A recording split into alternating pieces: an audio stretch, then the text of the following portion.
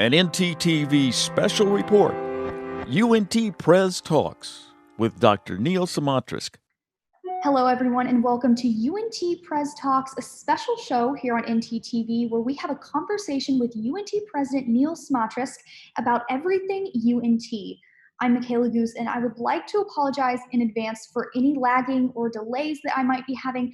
I'm having some issues with connectivity, but let's go ahead and get started. How are you doing today, President Smatresk? Hey, it's Mean Green Friday. We've got a long weekend, whatever that means nowadays. And I'm having a great day. So it's good to see you, Michaela. Good to see you too. It really feels with this whole quarantine thing happening every day is part of a long weekend for us, especially here. I'm just going to go ahead and jump right into our first question. Earlier this week, Arizona State University announced that summer enrollment is at an all-time high, 16.2% above their normal amount. Is UNT summer enrollment experiencing the same increase? Yeah, we're pretty close. We are about 12.5% up right now. We think we'll hit 15% up. But schools around the country are reporting enormous gains in summer enrollment. At UNT, we've had a big summer program for quite a while. So it's maybe you won't see the same giant uptick.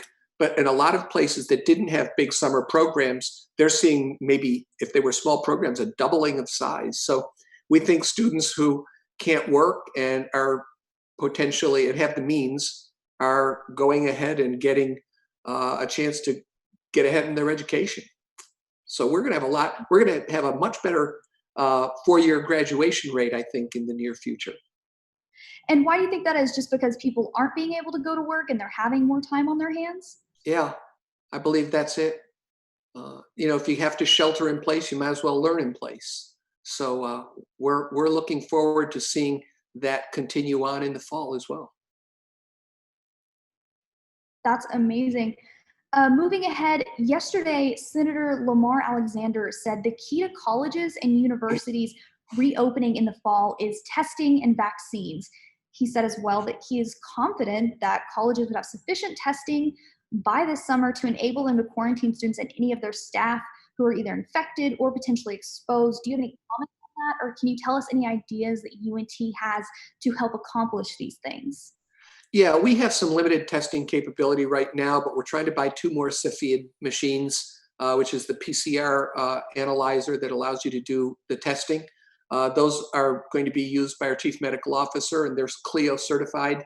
So we're going to try to ramp up our own capabilities. And we'll do test and trace and all the rest of it, but we're not going to test every single person. We don't think there's a lot of utility in that. Imagine everybody came in first day and you tested everyone, and then half of your population went out to Fry Street that night, and all of a sudden you don't know what they might have contracted when they're out there.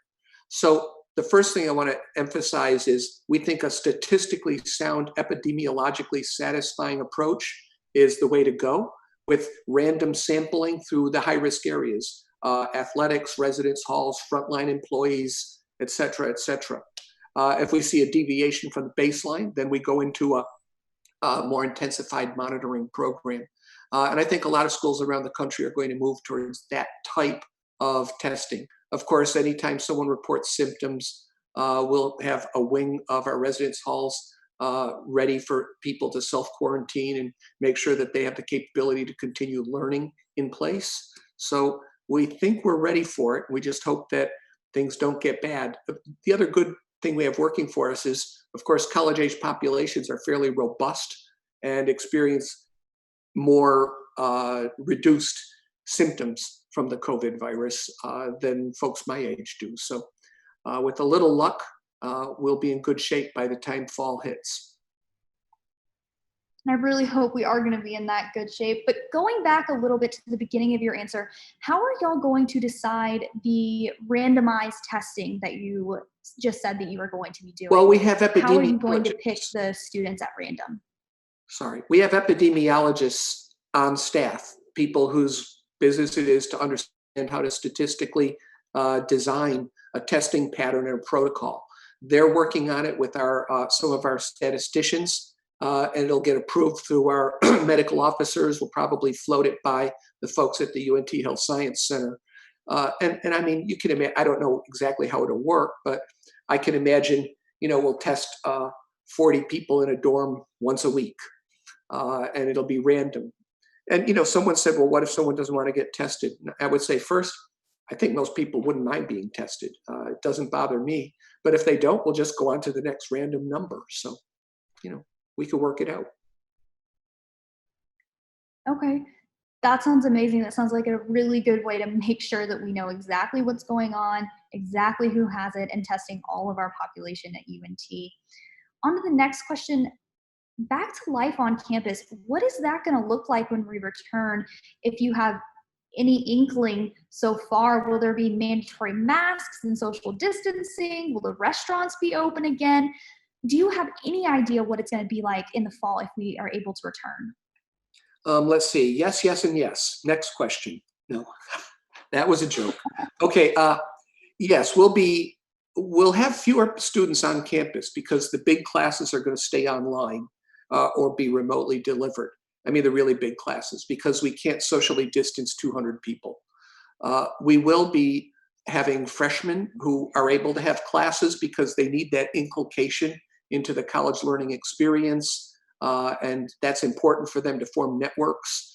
We're going to have, kids who are in upper division small classes still able to meet their classes face to face, providing their instructors aren't in a high risk group and are amenable to that.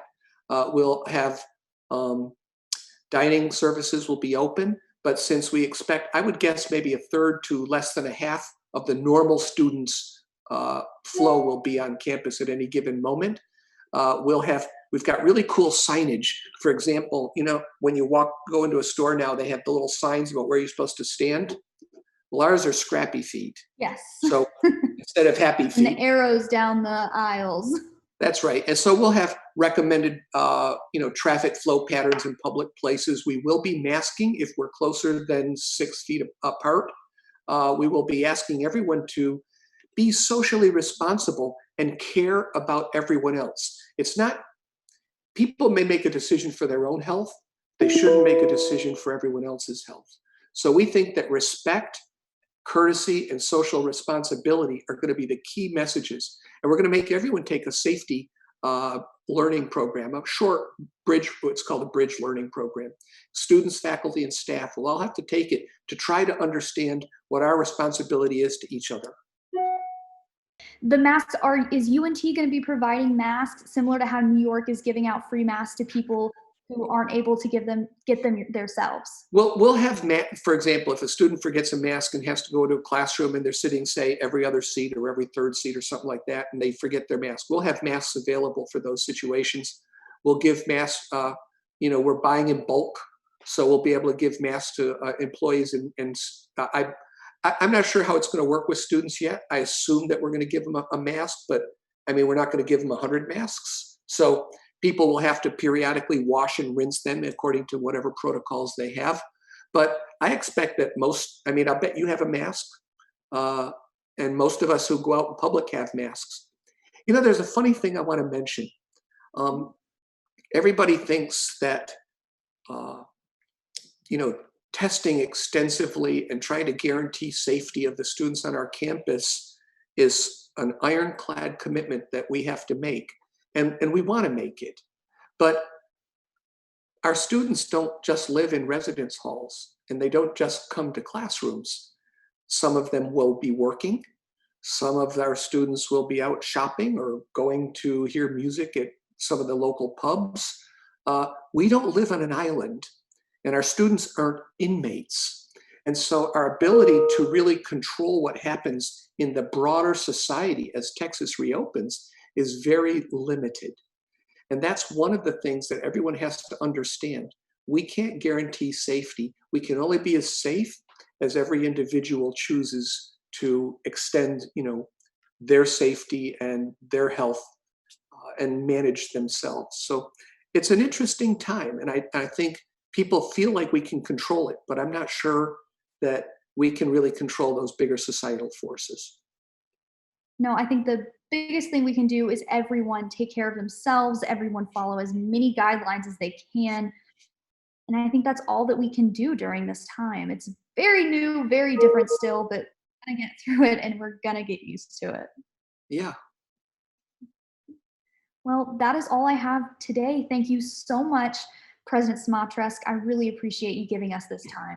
Well, I appreciate your time on a wonderful, beautiful Friday. I hope you have a great Memorial Day weekend. And I look forward to seeing everybody face to face here in the near future. Thank you so much. Maybe And from thank you 6 so foot much apart.